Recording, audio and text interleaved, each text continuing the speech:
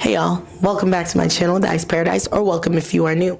My name is Di, and today we're going to be talking about the best, you heard me, the best books of 2025.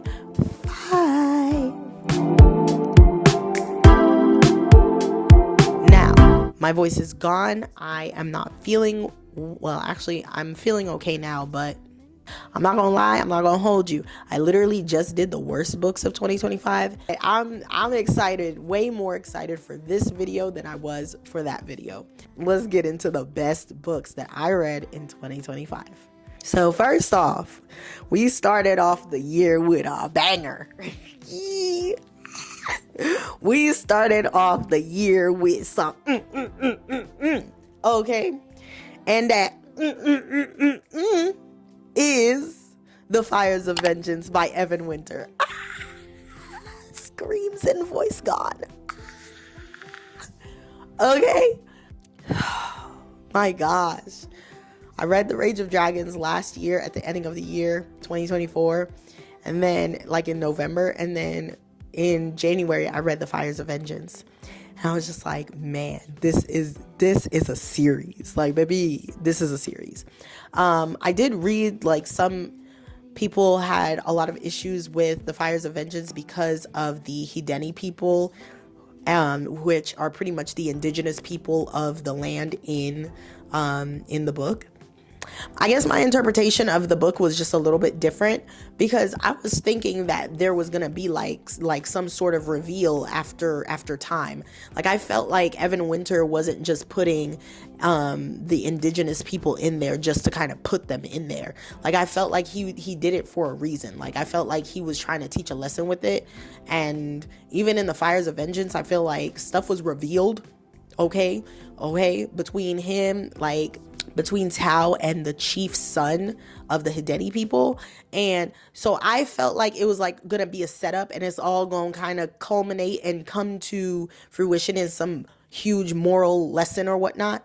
But I don't know, people are definitely warranted to feel how they feel, but I just thought that was really interesting that their interpretation was just that, like, the Hideni people were wronged, which they were wronged, yes, but that made the book bad.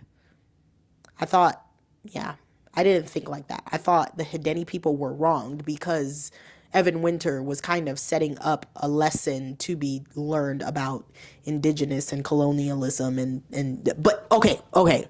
This is not an interpretation of The Fires of Vengeance and The Rage of Dragons, but it could be. Let me know if you want that. Okay. Next best book that I read. Okay, I'm going to talk about this book. I don't know if I want to rate it as the best. It was definitely the most impactful book that I read this year. And that is Parable of the Sower by Octavia E. Butler. This book was the most depressing book I've ever read in my life. I don't think I could ever read this book again. And I will not read this book ever again. I think it's a beautiful book. I think it's great. And I can see why it's considered like a classic. And I can see why it's like it's okay, especially since here we are in 2025 when pretty much the book is taking place from 2024 all the way to, okay. All right, y'all.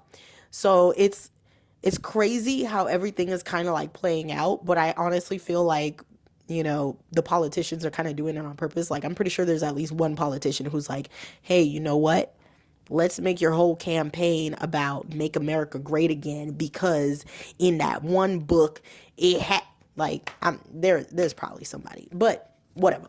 I loved the message of the book, but it took me a long time for me to understand the message of this book by Octavia E. Butler. At first, all I could process was just trauma. Like, that's where we was. Like, okay, we were just like, whew. Let's get through this. Next thing, let's get through it. Next thing, like, my cortisol levels peaked while reading that book. I could feel it, okay? I could feel my cortisol levels just, okay, while reading that book. I do not recommend, if you are someone who is just, like, very sensitive to content, no, don't do it. I am someone who's very sensitive to content, but I was like, I can do this. Like, I literally tried to just kind of not convince myself, but to guide myself in it and get myself to get through the book, because I knew that it was a classic, and I was like, I want to read more Black authors and more classic black authors. And I knew that this book was something that a lot of people suggested. So I was like, you know what? Let's read it. Baby girl,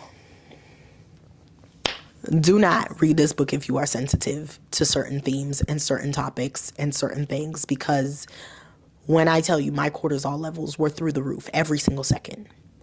But the book is still a good book. It does have a great message underneath it all. I'm not going to say the message.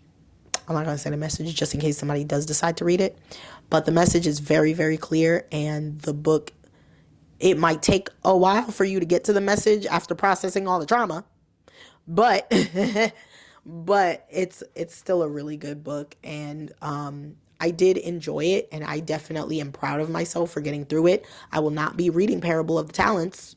No, ma'am. I read the synopsis. I went ahead and read like a summary, like summarizing everything that happened in the book. You know, there will not. No, ma'am. No, ma'am. No. No. Next best book that I read in 2025. 2025. This Could Be Us by Kennedy Ryan. Okay, I rated this a 4.25. This book was everything. Ooh, from the beginning of the book had me like, what? What? What? What? Okay. It was crazy because while I was reading the book, I was actually on vacation with my dad, and he is someone who actually knows about like crimes. Let's say that. Like, he knows stuff about, like, you know, the law enforcement, things like that. So reading that book, I was like able to ask him. I was like, Daddy, like, what does this mean? Like, what is this a thing? Like, how does this work? And oh, like, so it was actually really, really interesting to just kind of like read that part of the book, and then also get like feedback from someone who is very knowledgeable about those things. So yeah, I loved This Could Be Us. And I didn't love it because of the romance. The romance felt great. Like, I'm not gonna say like the romance was bad. Like, the romance was beautiful, but it was just like the cherry on top. Like, it wasn't the whole cake. And that is why I love this book so much. Kennedy Ryan did a fabulous job of creating this character that was just so dynamic and fleshed out and just well-rounded. Like, I felt like I knew Soledad. Like I was like, wow. I felt like not only just I knew Soledad, like I felt like I knew Soledad's ancestors, her mama. Like, she was reading her mom's journal. She was talking about her ancestors. She was talking about like the machete and her. I was like, baby girl. Like, that book was one of the most beautiful things I've ever read in my life. And I'm really glad that I read it. I'm really, really very, very happy that I got to read that book. Next best book of 2025. Honey and Spice by Bolu Babalola. Okay. Yes, ma'am. So Honey and Spice was just so beautiful. So I know that this came out like years ago. I don't even care. I'm late to the party as usual. I don't care. I read intentionally. I take my time when I'm reading. I take my time to read certain books. I don't want to just have all the noise of people's opinions dictating what I read and telling me when to read it. You know? No. But this book, I'm very glad that I did read it. Honey and Spice by Bolu Babalola. And it was a great novel. I loved Kiki and Kai. Okay, baby. Loved Kiki and Kai. Like, this was romance that was just cute. That was just, but so profound at the same time. And I do have Honey and Spice, and so we will be reading that sometime, probably in 2026. I haven't been reading much now because it's December, and I don't really read in December. I don't. But Bolu Babalola, Honey and Spice, that book had me. I was just like kicking my feet. And I am someone I'm not really a heavy romance liker. Not saying I'm not a heavy romance reader, because pretty much half the books I read is pretty much romance. But I'm not really I'm not going to sit there and, you know, cuddle up romance. Like, be like, oh my gosh, every single romance that I read is super. No, I'm not like that whatsoever. But when I do read a good romance where it's like, wow, like this was actually thought out, it was actually done well, it's so good. And I feel like Honey and Spice was that book. Next best book of 2025, which is my favorite book of 2025, was The Scammer by Tiffany D. Jackson.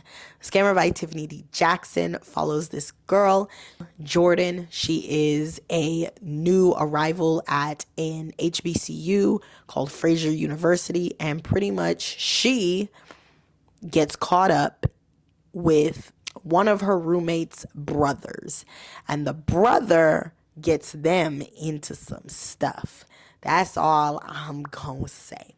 When I tell you this book had me on 10, I was like, yo, this is a book.